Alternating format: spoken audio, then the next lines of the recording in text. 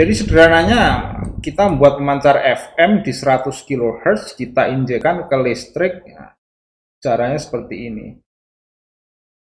Assalamualaikum warahmatullahi wabarakatuh. Pemirsa, kembali lagi di channel Ngoprek di Rumah YouTube. Kali ini saya akan menjelaskan tentang bagaimana sebuah alat yang berupa FM Mains Intercom. Jadi ide dasarnya sederhananya di sini, ini adalah cara kita memancarkan audio dengan medium kabel listrik yang ada di rumah kita. Nah, ini konsepnya sederhana, tapi pelaksanaannya seperti apa ini dibahas nih ya. Desain ini saya dapat ini dari Practical Wireless TV bulan Mei 1982. Kemudian dari sini kita akan lihat seperti apa pembahasannya.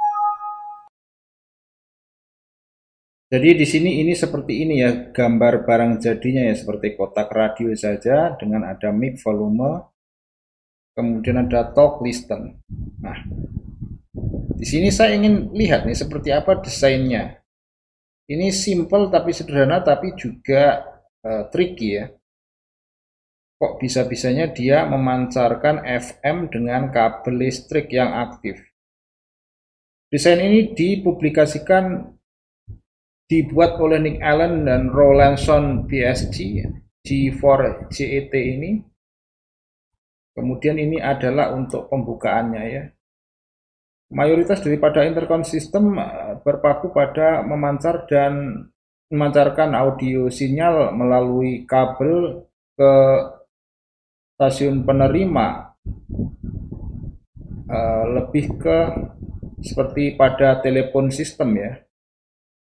Walaupun ini sistem yang kompleks, tetapi ini dapat diwujudkan dengan cara ini. Dan kerugiannya adalah mereka harus terhubung dengan kabel listrik yang kita gunakan untuk tujuan ini. Kemudian dari sini, ini nih yang penting nih ya. The Mains Intercom works. The Mains itu adalah kabel sistem listrik yang ada di rumah kita, itu Mains namanya.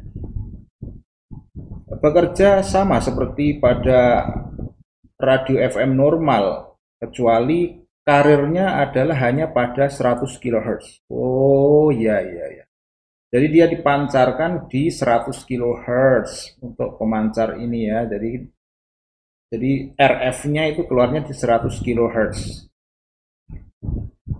Both AM and FM system have been used for Mains intercom, but to help eliminate Mains-borne noise produced by domestic appliances like dimmers, etc., FM was chosen for this project.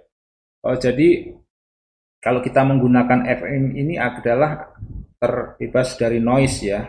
Kemudian kalau menggunakan AM juga bisa, tetapi FM ini lebih unggul ya. Untuk mengetahui operasi daripada setiap unitnya, baik transmitter unit dan lain-lain, maka kita di sini dipertimbangkan untuk pemancar dan penerima dipisahkan. Pemancar terdiri dari 3 bagian, osilator dan PLL, mikrofon amplifier, automatic gain control atau AGC, dan output stick, osilator and phase locked loop atau PLL.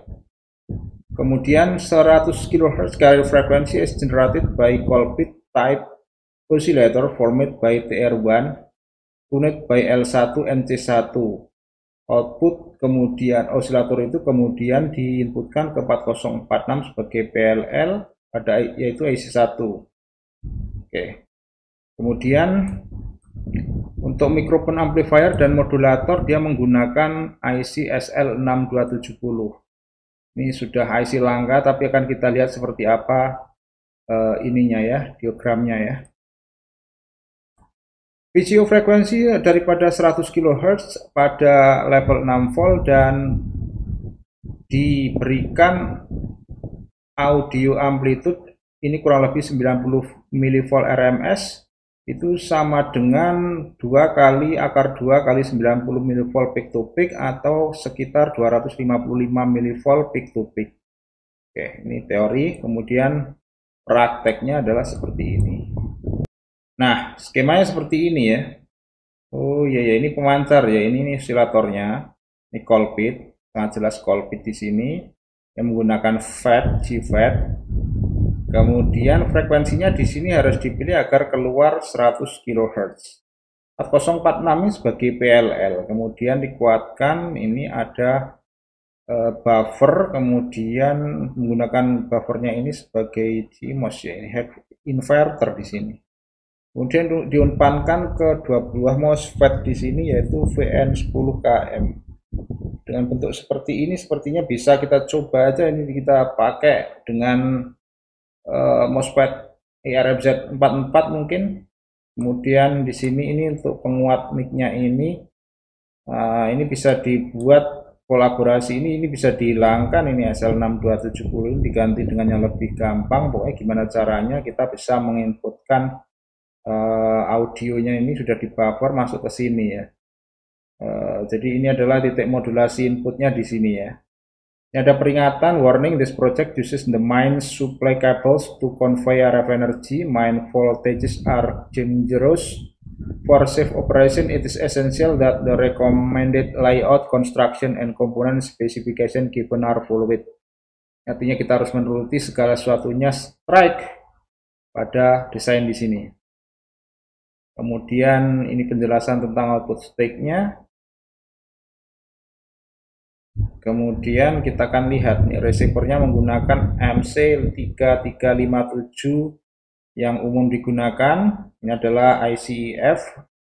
Kemudian ini adalah seperti ini. Ini sama saja seperti rangkaian pada umumnya ini ya, menggunakan MC3357 pada IC2N gitu, kecuali pada inputnya ini dimodif ini agar dia bisa menerima sinyal 100 kHz. Pada baiknya ditempatkan di sini adalah filter dengan bandpass filter ya, agar bisa hanya melakukan 100 kHz dari pemancar. IC audio menggunakan TBA 820 typical. Ini ada di sini output ini di buffer oleh BC108. Ini keluaran IF-nya di sini. Kemudian ini adalah IF osilator, IF coil segala macam. Oke, kita lihat. Oh, ada squelnya juga ya. Perlu diperhatikan di sini kita harus mempergunakan squel agar tidak mengganggu kalau ada sinyal yang mengganggu ya. Kemudian ini adalah blok diagram dari MC3357. Ini bisa kita lewati typical. Ini ada osilator, mixer, output 100 kHz input di sini masuk ke mixer. EF output di kaki 3, kemudian ini juga harus dikonfigurasi. Ini ada limiter amplifier, demodulator, ini demodulator output di sini, ini ada noise detector dan lain-lain. Ini berfungsi sebagai muting di sini. Jelas sekali. Dan ini adalah detail ini ya untuk power supply-nya. Ini penting ya karena power supply di sini adalah bergabung dengan pentingnya kita memancarkan FM 100 kHz di kabel listrik. Ini RXTX-nya seperti ini, output ini isolated, berarti ini aman ya.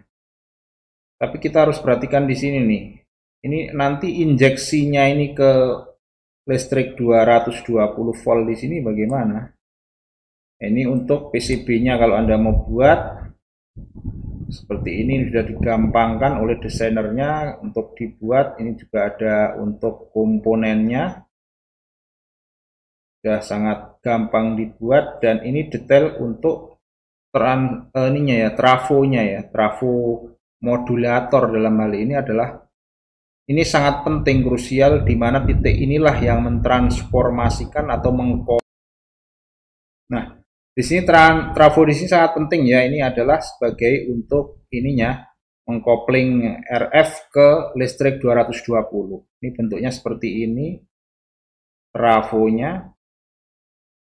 Nah, ini tentunya ini terpisah nih.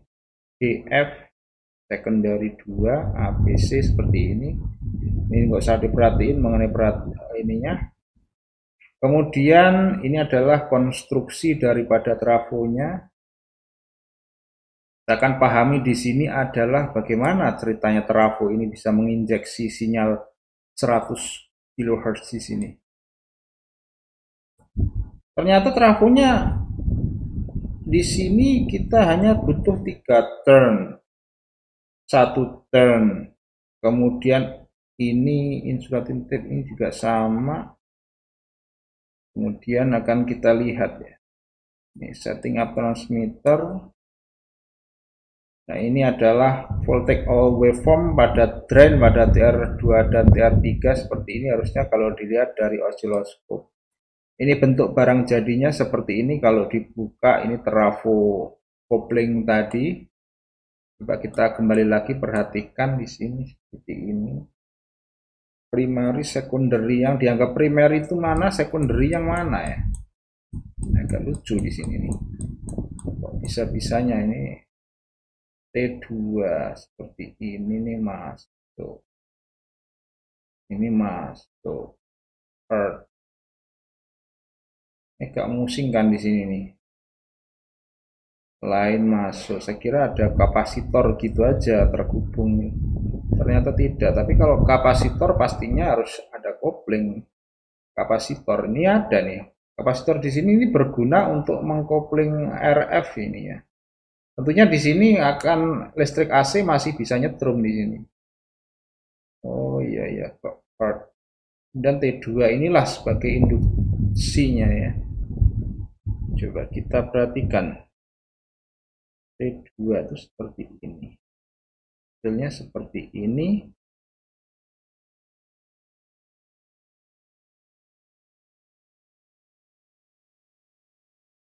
Oh, sudah habis. Jadi detailnya ini yang penting ya. Di sini ternyata di power supply ini ya. Oke, coba kita perhatikan dari pemancar. Ini penerimanya masuk, ini 220, ini adalah penerimanya terpisah. Ada 2. Oh bukan, ini nih inputnya ya. Ini secara listrik ini terpisah secara DC, tetapi kalau secara AC masuknya sini nih kemungkinan ini nyetrum nih. Karena di sini lewatkan 220, kemudian ditahan 220R, di masih kopling juga dengan 1N ini, tapi di sini saya pikir ini harus dipisahkan dan boxnya harus dibuat plastik. Kalau nggak nyetrum ini pasti ini. Juga untuk switch-switchnya itu harus dibuat secara isolated. Ide gila ini, tapi ini bisa direalisasikan. Mancarnya seperti ini. L2A T1 primer. Nah, ini ada ininya ya. Ini ada kopling 2 masuk. Ini berarti push pull dong. Iya ini push pull ini ya. Push pull ini seperti ini, tapi push pull. Jadi sederhananya kita membuat pemancar FM di 100 kHz, kita injekkan ke listrik. Nah, caranya seperti ini. Saya kira ini pun bisa dilakukan dengan pemancar FM yang umum gitu. Jadi tinggal gimana caranya kita bisa memasukkan sinyal RF ke kabel gitu. Intinya nggak boleh terlalu besar dan juga nggak boleh terlalu kecil. Terlalu besar nanti akan nyeplet ke semua alat. 100 kHz ya. Yang menjadi menjadi critical juga di sini adalah di receivernya. Jadi receivernya ini harus ditune ke 100 kHz juga. Gitu mirsa. Ya semoga apa yang sudah saya sampaikan di sini bermanfaat sebagai tambahan pengetahuan bagi Anda. Bahkan radio FM pun juga bisa kita gunakan. Seperti ini caranya membuat intercom wireless dengan modulasi FM yang kita tumpangkan ke kabel listrik 220 volt. Semoga bermanfaat. Terima kasih sudah menyaksikan. Assalamualaikum warahmatullahi wabarakatuh. Salam ngoprek.